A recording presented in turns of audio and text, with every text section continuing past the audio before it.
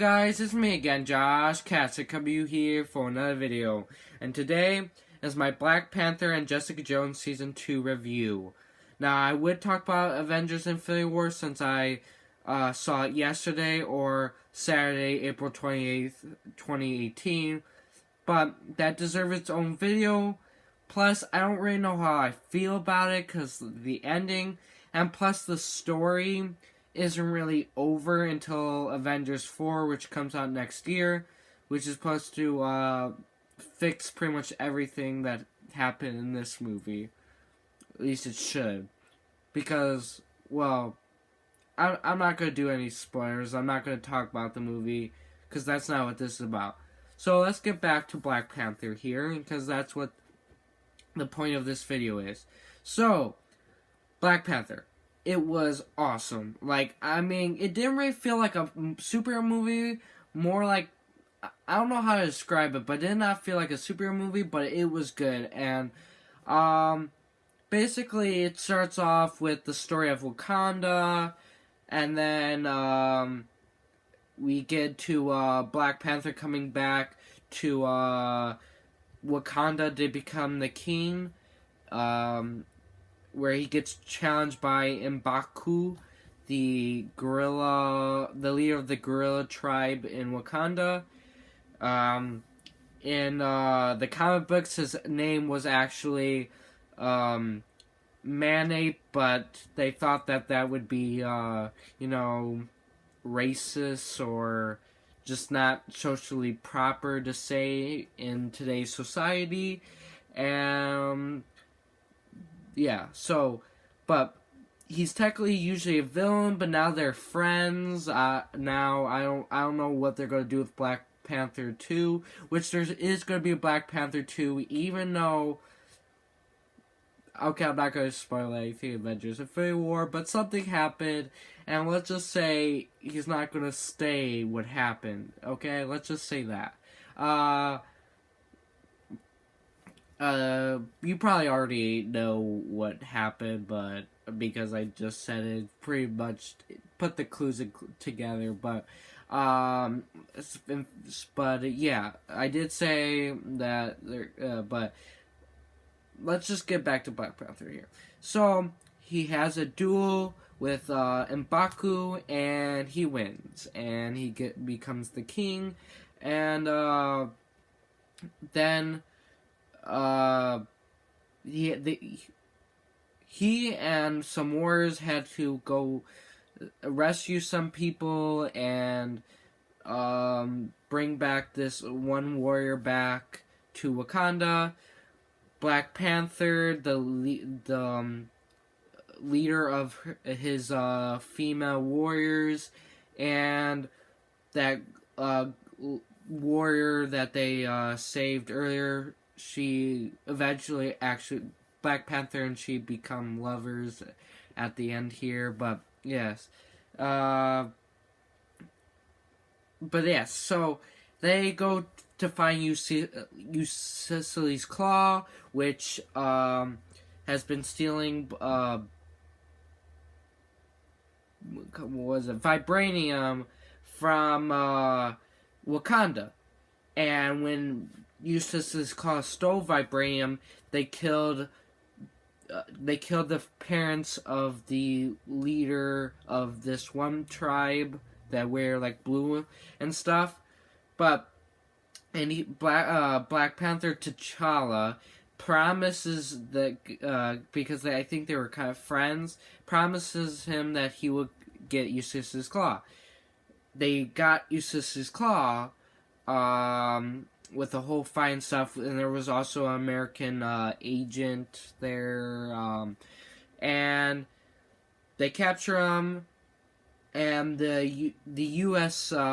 Agent wants to, before taking them to Wakanda, interrogate this guy, and then this guy named Killmonger, so Ulysses Claw is working with this guy named Killmonger, who's actually secretly T'Challa's cousin. He's the son of T'Challa's uncle, And turns out that T'Challa's father killed his uncle because his uncle tried to kill a friend of his, and it turns out this thing. So Killmonger, he's coming back for revenge. The first time we see Killmonger and Ulysses Claw, they break into a museum and steal some stuff. Vibrainium weapon, and Killmonger used a stealed a mask. Now later, Killmonger rescues Ulysses Claw while using the mask, and the U.S. agent gets shot in the process.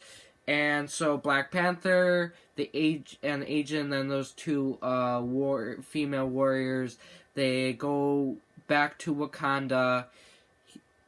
The guy that he promised that he would get Killmonger, he gets all mad. Their friendship kind of breaks up, and Killmonger eventually kills Ulysses Claw, which is actually I didn't really like, because I feel like there could have been more to Ulysses Claw's story, because he's usually like a problem for Wakanda, and now since he's gone, there isn't really now a problem, because, well, okay, so Killmonger kills T'Challa,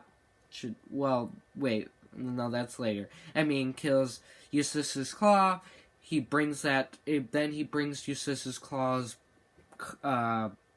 carcass to Wakanda as a payment to get into the kingdom. He then is able to go into the throne room where basically the leaders of the tribes and T'Challa / Black Panther is there, and he walks and says, tells them everything, and that he's, cousin, he wants the throne. So he challenges T'Challa for the throne, and he accepts. Yeah, so he accepts T'Challa. T'Challa accepts Killmonger's challenge. Now, how T'Challa actually found out about Killmonger way before this situation, because he found out about something because of, so T'Challa had this grandfather's this ring or something, and there turns out are two. So that one ring that was given to T'Challa was passed down through from his grandfather to his dad to him, but the other one was passed down to his uncle, and then his uncle's son Killmonger got it, and that's how he found out that Killmonger had that ring. So he asked his father's friend, and his friend told him about everything, including Killmonger, and so he accepts his challenge because of that, because technically, since Killmonger is blood, he has a right to challenge to that throne. He has a right to that. And so they battle out, and Killmonger not only kills T'Challa's father's friend, but believed to kill T'Challa by throwing him down a waterfall.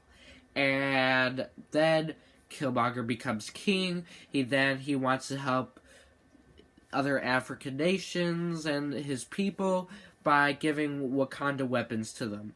And because Wakanda wants to stay hidden, they don't want to help other people, even though that they know that they're in struggle or that people need help. But then, so T'Challa's mother and sister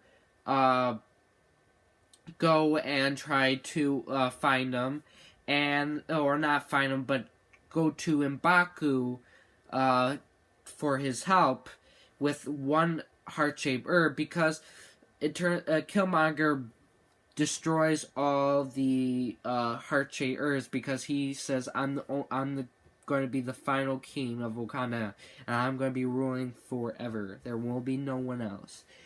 But uh, the warrior that they found they rescued, well, not really rescued, but earlier was able to save one, and they were going to give it to M'Baku, but turns out that M'Baku, one of his people in his tribe, found him and put him in the snow, even though I don't know how snow can keep him alive, but I guess it did. And they gave the heart-shaped herb to him, to T'Challa, and he able to come back. Then there's a whole battle where basically that friend who's now not T'Challa's friend is now on Killmonger's side because he was able to kill Ulysses Claw, who killed his parent, who killed the friend's parents. But yes, there's a whole battle, and even his T'Challa's sister, who is like the brains of Wakanda, who built all this stuff, she battled, and it becomes a battle between, and then even so I forgot to talk about the U.S. agent. They bring him to Wakanda. He finds about Wakanda. That shot paralyzed him, but they were able to use Wakanda technology with Vibrainium to give him back his legs. I don't know how that's really explained, but yes. So the U.S. agent also was in this battle. There's this new technology that T'Challa's sister, built where she's able to, instead of Black Panther able to riding any car that's random, he could put something on it, and so that she can drive it. But this time the U.S. agent is doing that and is flying a ship without actually flying it because they put that device, and it was blowing up the ships full of weapons because they don't want that going out of Wakanda. And you have this big battle with Killmonger and Black Panther, and they both have the heart-shaped herbs. They're both strong. Their suits are basically are made of vibranium, so there's no way they could really hurt each other except for that train. There's a train in Wakanda, and they landed down there, and T'Challa's sister activated, and it kind of disrupts the suits, where they kind of start, like, because how the suits work is that there's a necklace, and then when it's activated, it goes around their bodies, but it was disrupting that, and it was like, the suit was, like, breaking apart and all that and stuff, and Killmonger had this weapon, sword, like a knife or kind of thing, where eventually leads into T'Challa's hand. He does this cool move and then stabs Killmonger. And then they could have saved Killmonger, but he didn't want to be in jail. So, but he had this dream to see.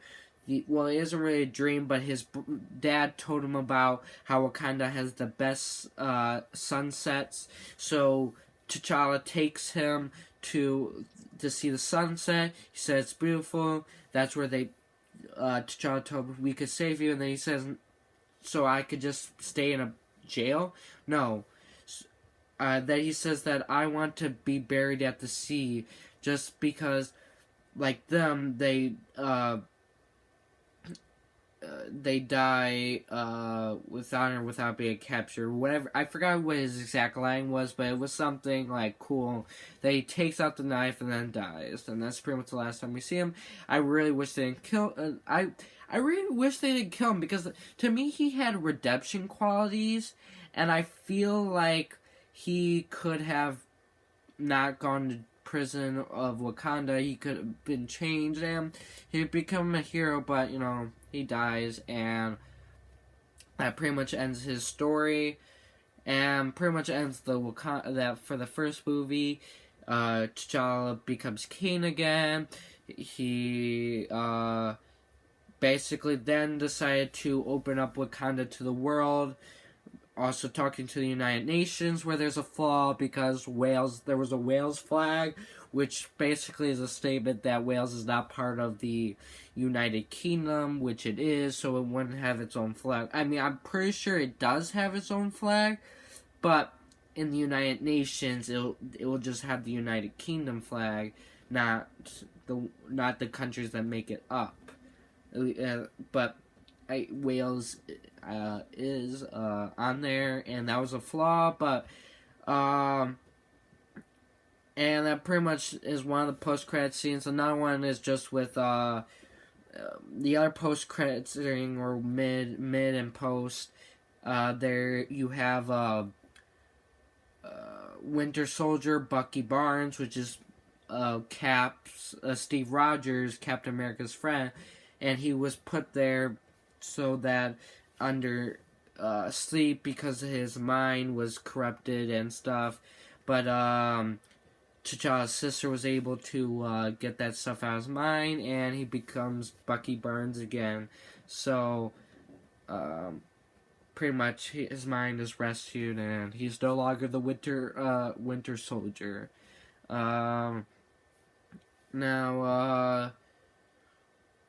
Yeah, I kept saying T'Challa's sister. It's just because I can't think of her name right now off the top of my head. Shuri, that's it. Yes. So Shuri is T'Challa's sister, and then there's also a scene in the movie where that lady, the female warrior that they it isn't necessarily saved. She was actually secretly there. She's like a spy, and they took her. They kind of fall in love, and then pretty much that I forgot her name, but I always saw the movie once, so it's hard to remember all these names offhand because he wasn't even in Avengers: Infinity War, but that's a different story. And that pretty much is it for Black Panther. Jessica Jones, Season 2.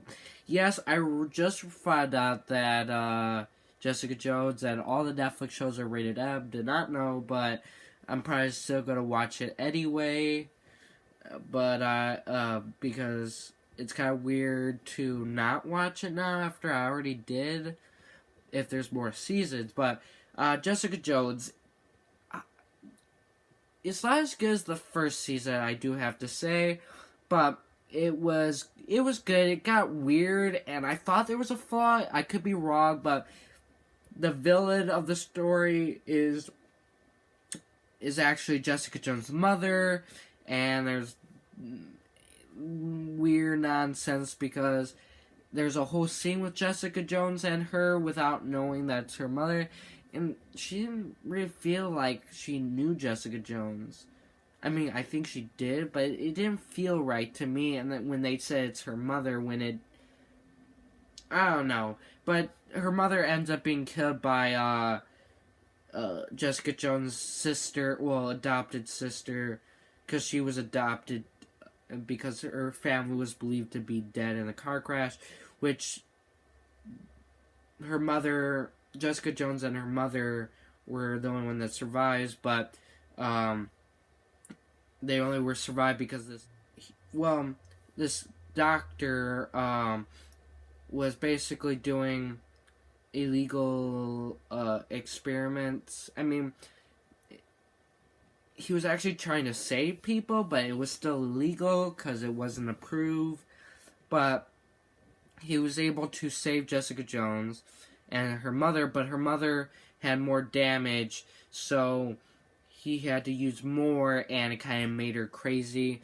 And those experiments made them both strong, but made her mother stronger. And she turns into this you could call it PSD, but whatever you want to really call it. But she had mental issues, and she gets really angry and goes into a murdering spree. So it'll be weird to find out your mother is a insane psychopathic murderous wretch. That would feel weird.